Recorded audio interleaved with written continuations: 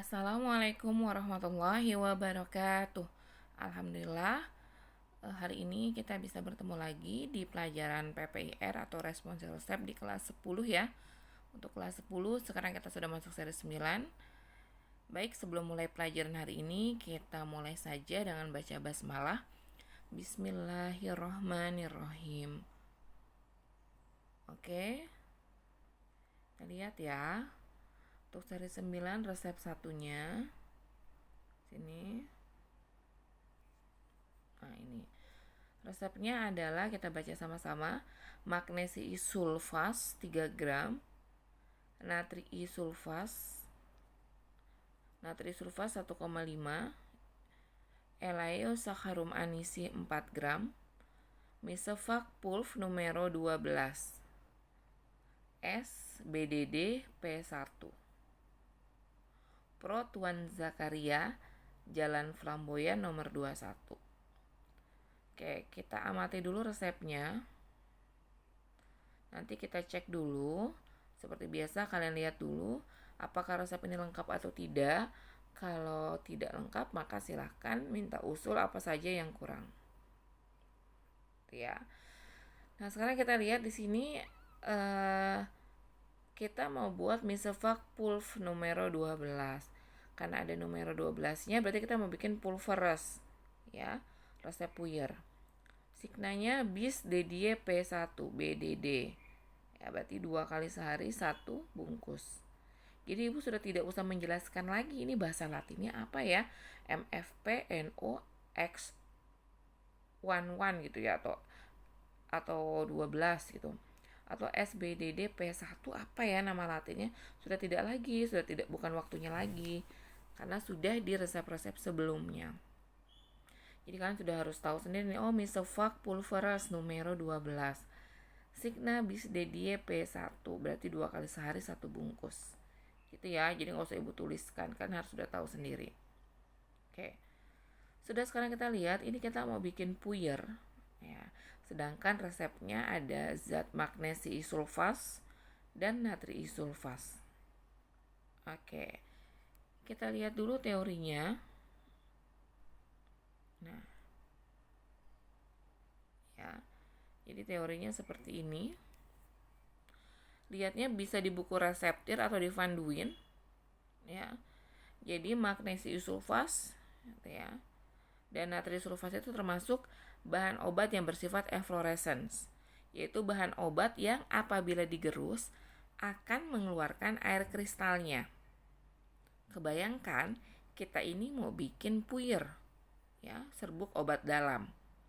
Kalau misalnya zat kita itu kalau kita gerus akan mengeluarkan air, maka puyer kita akan menjadi lembab. Emang masalah bu kalau jadi lembab? Masalah banget. Ya nggak, seperti ibu pernah jelaskan di resep sebelumnya. Jadi kalau puyer kita itu nanti lembab, maka akan mudah rusak, ya, atau bisa merusak zat lain yang terdapat dalam puyer tersebut. Akan mudah rusak dan tidak tahan lama, gitu ya. Jadi tidak boleh. Jadi kita harus menghindari supaya puyer kita itu tidak menjadi lembab atau basah.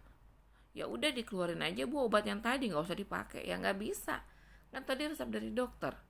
Nah itulah fungsinya pelajaran ilmu resep ya. Jadi kita harus mencari, ternyata teorinya seperti ini. Jadi kalau dia di dalam serbuk harus seperti ini gitu ya.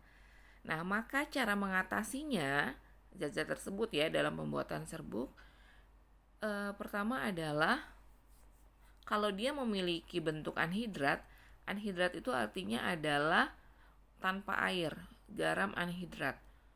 Jadi garamnya itu adalah garam yang sudah tidak mengandung air lagi, atau juga disebut garam exsicatus ya, yang bentuknya kering gitu. Jadi kalau zat-zat tersebut memiliki garam exsicatusnya atau bentuk keringnya, maka kita ganti dengan bentuk keringnya. Di resep sebelumnya ibu lupa, di resep awal itu ya, ada juga zat yang seperti ini. Nah, karena dia tidak memiliki garam exsicatus, maka kita ingat caranya kemarin? Ya, pakai lumpang panas. diharapkan air yang keluar dari zat tersebut akan menguap gitu ya, baru dibalut dengan laktosum. Nah, kalau di sini kalau zat tersebut memiliki bentuk anhidrat, hidrat itu air, an itu tanpa, berarti tanpa airnya, atau disebut dengan garam eksikatus, yaitu garam bentuk keringnya yang tidak ada lagi kandungan airnya, maka kita ganti saja dengan garam eksikatusnya dengan jumlah yang sesuai. Di Van Duyn penggantiannya sebagai berikut. Ini sudah berdasarkan penelitian ya. Tuh. Jadi kalau kita lihat natri karbonat diganti dengan bentuk garam keringnya 50% atau setengah bagian. Ferosi sulfat sekian, alumni kalium sulfat sekian. Nah, kalau magnesium sulfat, kita kan resepnya magnesium sulfat ya. Kalau magnesium sulfat diganti 67% atau 2/3-nya. Gitu. Natrium sulfat 50% atau setengahnya. Kenapa sih Bu kok nggak sama, nggak 100% atau nggak sama aja dengan yang mengandung air gitu ya? Ya karena kalau mengandung air kan lebih berat, nah, ya nggak, ya kan? Nah kalau bentuk kering kan sudah tidak mengandung air, jadi pasti lebih ringan atau diambil lebih ringannya. Nah di sini magnesium sulfatnya 67% atau 2/3-nya, natrium sulfat 50% atau setengahnya. Nah, ini nanti teori ini berhubungan dengan perhitungan bahan obat. Oke. Jelas ya? Kalau belum jelas lagi, kalian ulang penjelasan Ibu pelan-pelan. Jadi bisa kalian pahami. Oke. Ibu ulang, magnesium sulfat dan natrium sulfat ini adalah zat-zat yang bila digerus akan mengeluarkan air. Akan menyebabkan puyer kita menjadi lembab. Nah, puyer kita tidak boleh lembab karena nanti akan mudah rusak. Bagaimana cara mengatasinya? Karena dia memiliki bentuk garam eksikatus atau garam kering yang tidak mengandung air, maka kita ganti magnesium sulfat, natrium sulfat dengan garam eksikatusnya. Berapa gantinya Bu? Sekian persen. Ya, ada di Van Duyn-nya. Jadi tidak asal-asalan. Maka nanti di jurnal kita tidak lagi menulis magnesium sulfat saja, tapi kita tulisnya magnesium sulfat eksikatus. Artinya kita mengambil magnesium sulfat garamnya yang tidak mengandung air lagi, eksikat. Oke, sudah? Nah, makanya di sini kita ada usul, kita minta usul kepada pengawas. Magnesium sulfat diganti dengan garam eksikatusnya sebanyak 2/3-nya. Natrium sulfat diganti dengan garam eksikatusnya sebanyak setengahnya. Nah nanti pengawas biasanya nanya, nak, kenapa kamu ganti dengan garam eksikatus? Penjelasannya yang tadi ya, didengarkan lagi. Kenapa harus diganti dengan garam eksikatus? Seperti tadi, karena magnesium sulfat dan natrium sulfat kalau digerus akan mengeluarkan air kristalnya, puyer menjadi lembab. Untuk menghindari puyer menjadi lembab, maka magnesium sulfat dan natrium sulfat diambil garam eksikatusnya Bu, yaitu yang sudah tidak mengandung air atau garam kering. Itu ya. Sudah selesai nih masalah yang pertama. Sekarang yang kedua. Di resep ada tulis Elaeosaccharum anisi 4. Apa sih Bu Elaeosaccharum anisi? Elaeosaccharum anisi itu artinya adalah campuran gula dengan minyak atau gula berminyak. Ya, elaeo itu minyak, Sak ini dari saccharum album, ya kan? Yaitu gula putih, gula yang seperti di rumah kalian ya, gula pasir gitu ya, gula putih. Elaeosaccharum anisi 4. Jadi gula berminyak, minyaknya apa? Minyaknya adalah oleum anis gitu ya. Nah sekarang Elaeosaccharum ini isinya kan gula dan minyak. Berapa komposisinya? Kalian lihat komposisinya di Farmakopoeia Belanda 5. Ya, halaman sekian. Halaman tidak Ibu tuliskan, kenapa? Supaya kalian itu mau aktif mencari di buku standar.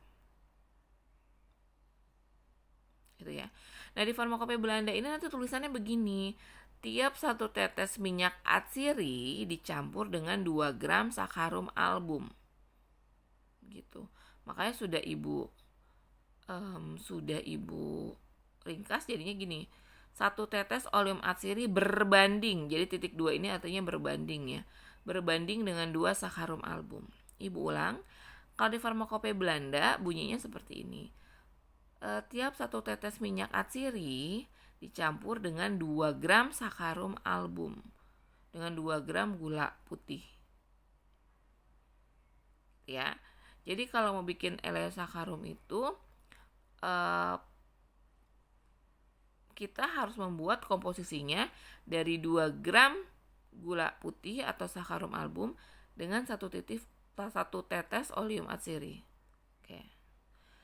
Nah, oleum atsiri itu apa? Minyak menguap, kayak belajar di farmakognosi, ya. Minyak-minyak menguap.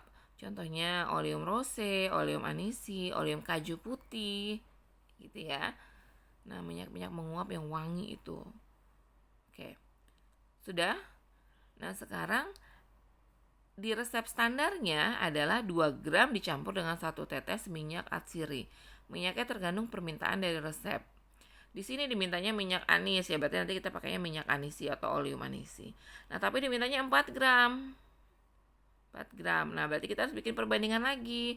Kalau di resep standar 2 gram itu minyaknya 1 tetes, maka kalau 4 gram yang dipakai adalah 4 gram sakarum album dengan 2 tetes minyak menguap. Ya kan, perbandingannya kan? Sama-sama dikali 2. Ya, jadi kalau 2 gram minyaknya 1 tetes. Kalau 4 gram maka minyaknya 2 tetes. Nah, Ibu bikin lagi di bawahnya. Seperti ini ya, 4 sakarum album berbanding 2 tetes minyak atsiri. Tetapi anak-anak kita punya masalah lagi. Apa masalahnya? Kita lihat di sini obat tidak tercampur. Kalian tahu kan gula pasir yang kalian ada di rumah kalian itu kalau kita diemin aja, apalagi di tempat yang panas ya, di luar rumah misalnya, maka dia akan mencair. Gitu ya. Akan mencair gitu. Nah, OTT ini obat tidak tercampurnya apa? Sakarum album pada iklim tropis ini kayak kita Indonesia ya. Pada iklim tropis akan menyebabkan serbuk menjadi lembab. Waduh, masalah lagi nih. Tadi magnesium sulfat dan natrium sulfat sudah ada solusinya. Nah, sekarang sakarum album ada masalah lagi. Ya, karena kalau didiemin dia digerus juga akan menyebabkan serbuk menjadi lembab. Gitu ya. Nah, apa solusinya? Nah, ini solusinya adalah sakarum album diganti dengan laktosum. Laktosum itu nama lainnya adalah sakarum laktis. Laktis itu susu. Jadi gula susu, ya. Nama latinnya tapi laktosum. Sakarum album diganti dengan laktosum dengan jumlah sama banyak. Oke. Maka solusinya ini kita masukkan di usul OTT. Jelas, Ibu ulang. Sakarum album pada iklim tropis akan menyebabkan serbuk menjadi lembab. Ini masalah. Maka kita masukkan ke dalam obat tidak tercampur. Ya. Nah, usul OTT-nya adalah sakarum album diganti dengan laktosum dengan jumlah sama banyak. Gitu ya. Nah, nanti kita usul nih ke pengawat. Jadi usul kita ada 2 apa tadi? Magnesium sulfat ya kan. Terus nanti kita juga tetes yang ini ya. Maaf, OTT ini juga kita usulkan. Nah, karena tadi sudah kita minta rubah jadi laktosum, kalau nanti sudah di ACC, sekarang kita rubah di komposisinya. Berarti komposisinya bukan sakarum album lagi, tapi 4 gram laktosum dengan 2 tetes minyak atsiri. Langsung aja tulis minyak atsirinya yang diminta adalah anisi. Maka 4 laktosum berbanding 2 tetes minyak anisi. Nah, ini nanti kita ambil di penimbangan bahan obat.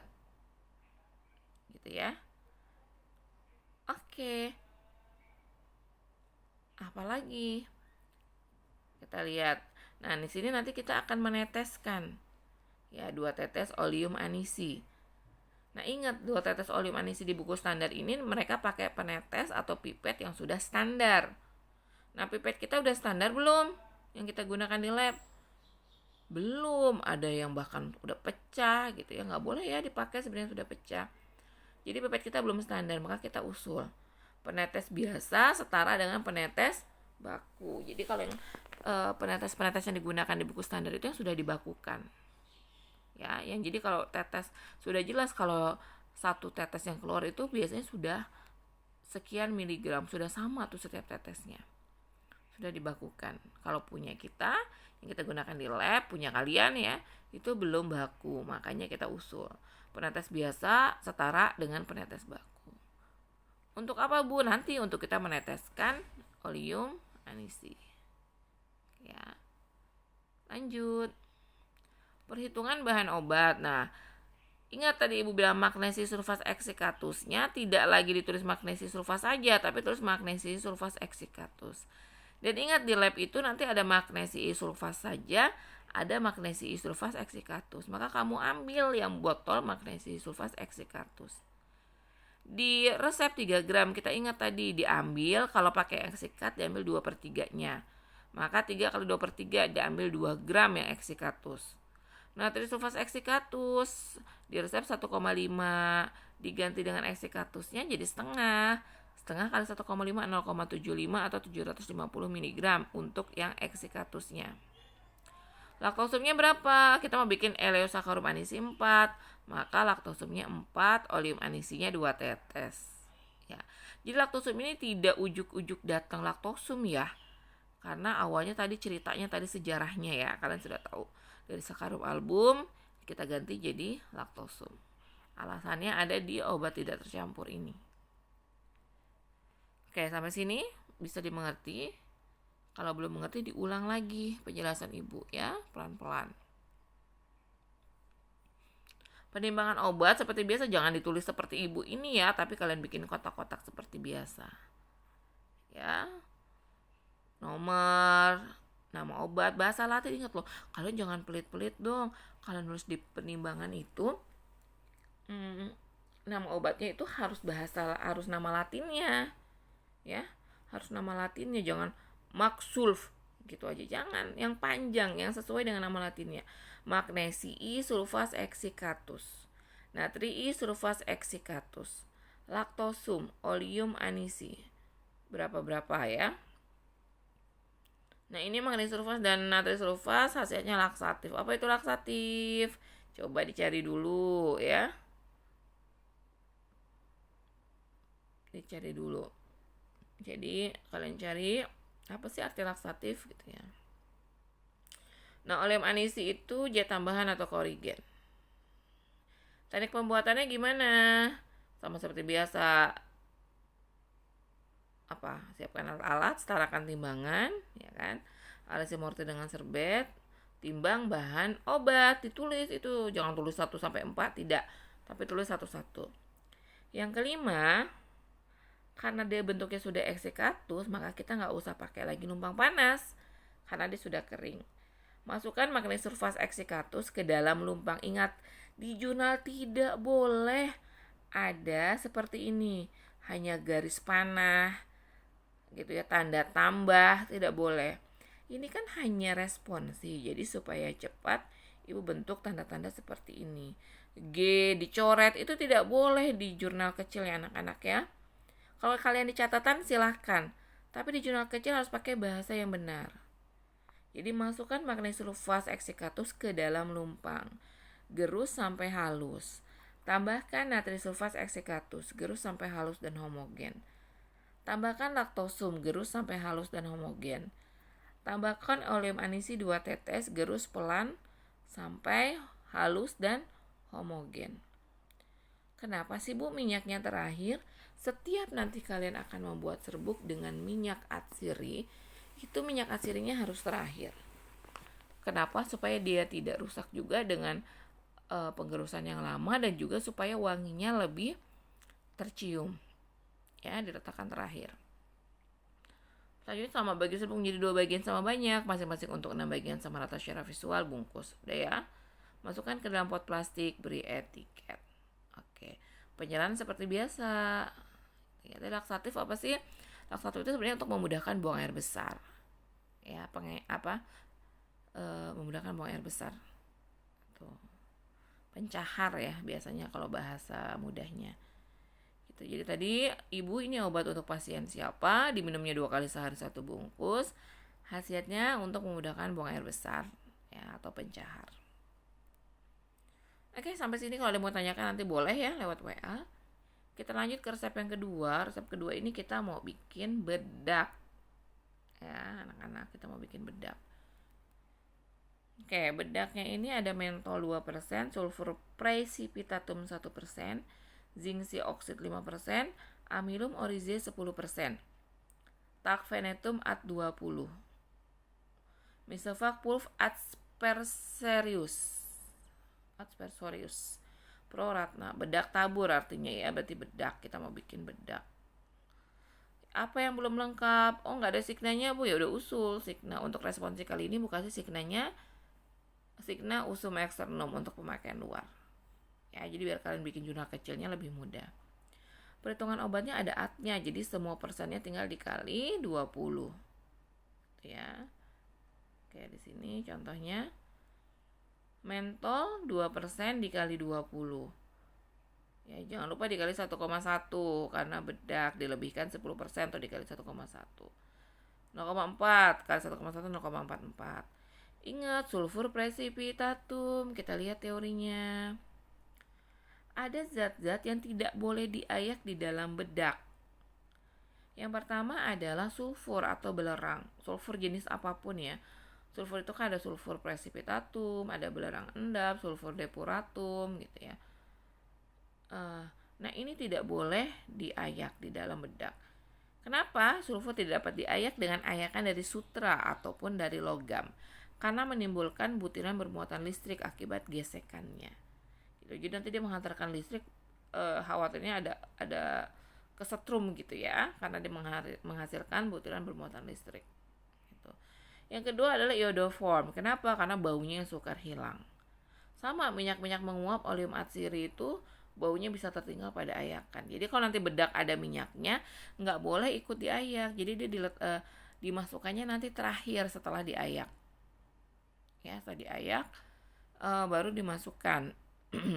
Karena khawatir apa? Diayakannya nanti tertinggal baunya. Susah kalau diayakan tertinggal baunya. Besoknya kalau temennya mau praktek lagi, misalnya nih, hari ini kalian pakai bikin bedak yang ada oleum rosenya, minyak mawar. Tiba-tiba kalian ayak itu minyak mawarnya, ikut kamu ayak gitu ya, ikut dimasukin di awal terus diayak.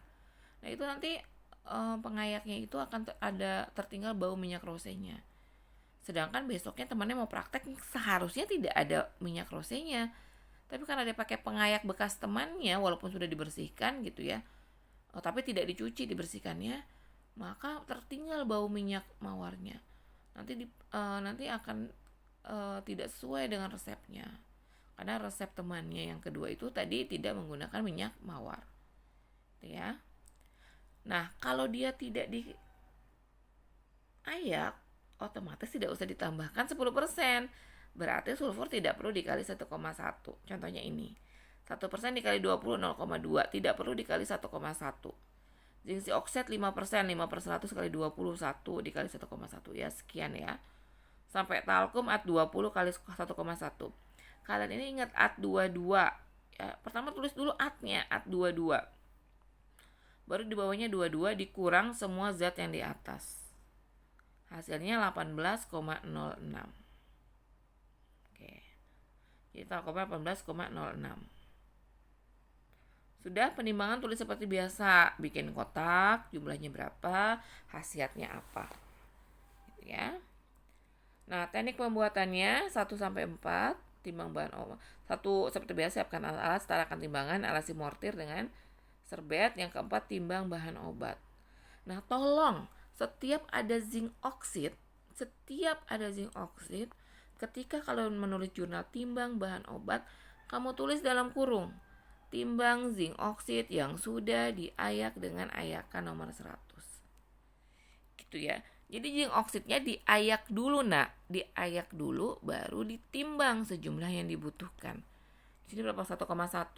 Maka kamu ayak dulu pakai ayakan nomor berapa? Masih ingat? Ya, ayakan nomor 100. Baru ditimbang sebanyak 1,1. Kenapa harus ditulis? Karena banyak yang suka lupa. Maka kamu ingatkan diri kamu sendiri, timbang bahan obat. Dan untuk meyakinkan pengawas bahwa benar kalian sudah menimbang zinc oksid yang sudah diayak. Ya, sudah. Masukkan mentol ke dalam lumpang. Ingat, mentol ini bentuknya kristal ya, jadi harus dilarutkan dulu dengan etanol 95%. Masukkan mentol ke dalam lumpang, ditambahkan etanol 95%. Kenapa pakai etanol 95%, Bu? Karena mentol larut di dalam etanol 95%. Kurang lebih 3 tetes atau sampai larut ya. Gerus sampai cair atau larut. Lalu kita keringkan dengan sebagian talkum. Gerus sampai kering dan homogen. Tambahkan zinc oksid. Gerus sampai halus dan homogen. Tambahkan siapa lagi yang belum? Amilum oryzae. Amilum oryzae ini adalah pati jagung ya. Pati jagung atau tepung jagung. Amilum oryzae gerus sampai halus dan homogen. Tambahkan sisa talkum, gerus sampai halus dan homogen. Seperti biasa, bedak harus diayak. Ayak serbuk dengan ayakan nomor 100. Kenapa 100? Karena tidak mengandung apa? Tidak mengandung lemak ya, atau zat-zat yang berlemak. Timbang serbuk sampai 19,8 gram. Nah lo. Kenapa 19,8 gram? Bukan dimintanya bedak 20 gram. Ayo, ada yang ingat kenapa 19,8 gram?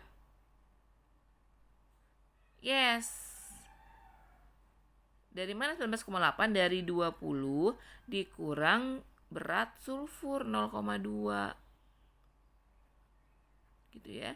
Jadi bobot bedak yang ditimbang, jumlah bedak 20 dikurang berat sulfur. Kenapa berat sulfurnya dikurang? Karena sulfurnya belum dimasukkan.